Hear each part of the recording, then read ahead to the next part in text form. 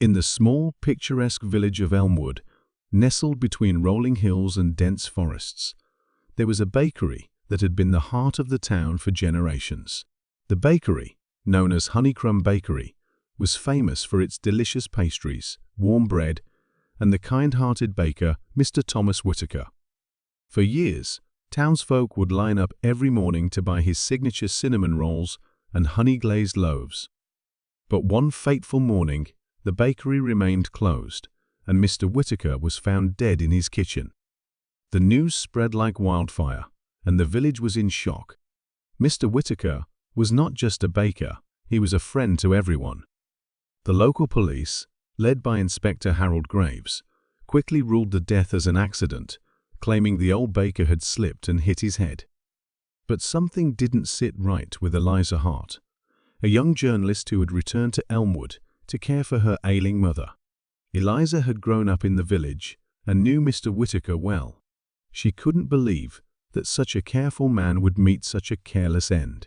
Determined to uncover the truth, Eliza began her investigation. Her first stop was the bakery itself. The kitchen was in disarray, with flour scattered across the countertops and a broken mixing bowl on the floor. But what caught Eliza's eye was a small leather-bound notebook lying open on the table. It was Mr. Whitaker's recipe book, filled with his secret formulas and notes. On the last page, written in shaky handwriting, were the words, "The key is in the last recipe."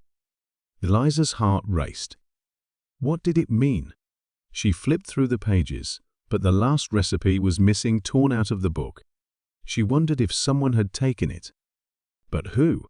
And why? Her next clue came from Mrs. Beatrice Crow, the village gossip, who claimed she had seen a shadowy figure leaving the bakery late at night, just hours before Mr. Whitaker's body was discovered. It looked like they were carrying something, Mrs. Crow whispered dramatically. Eliza pressed her for more details, but the old woman could only say that the figure was tall and wore a long coat. Eliza's investigation led her to the village's wealthiest resident, Mr. Reginald Ashworth, a businessman who had recently tried to buy the bakery from Mr. Whitaker. Ashworth had plans to turn the bakery into a modern cafe, but Mr. Whitaker had refused to sell, saying the bakery was his life's work. When Eliza confronted Ashworth, he denied any involvement in the baker's death, but his nervous demeanor made her suspicious. As Eliza dug deeper, she discovered that Mr. Whitaker had been working on a new recipe, a revolutionary bread that could stay fresh for weeks. This recipe, if perfected, would have put Honeycomb Bakery on the map and made Mr. Whitaker a fortune.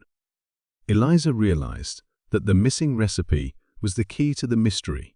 Someone had killed Mr. Whitaker to steal it. Her breakthrough came when she visited the local flour mill, run by a reclusive man named Mr. Samuel Grimes. Grimes had been Mr. Whitaker's supplier for years, but Eliza noticed a strange tension between them in recent months. When she questioned Grimes, he broke down and confessed.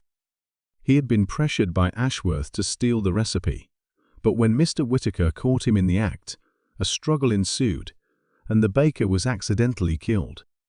With the evidence in hand, Eliza confronted Ashworth, who finally admitted to orchestrating the theft. He had planned to sell the recipe to a large corporation, but his greed had led to tragedy. The police arrested Ashworth, and the missing recipe was found hidden in his study. Eliza returned the recipe book to the bakery, now run by Mr. Whitaker's apprentice, who promised to honor his mentor's legacy. The last recipe, a symbol of Mr. Whitaker's passion and dedication, was framed and hung on the bakery wall, a reminder of the man who had brought so much joy to Elmwood. As for Eliza, she had found her calling. The mystery of the baker's last recipe had awakened her love for investigative journalism, and she vowed to uncover the truth, no matter where it led her. And so, the village of Elmwood returned to its peaceful ways, but the story of the baker's last recipe would be told for generations to come.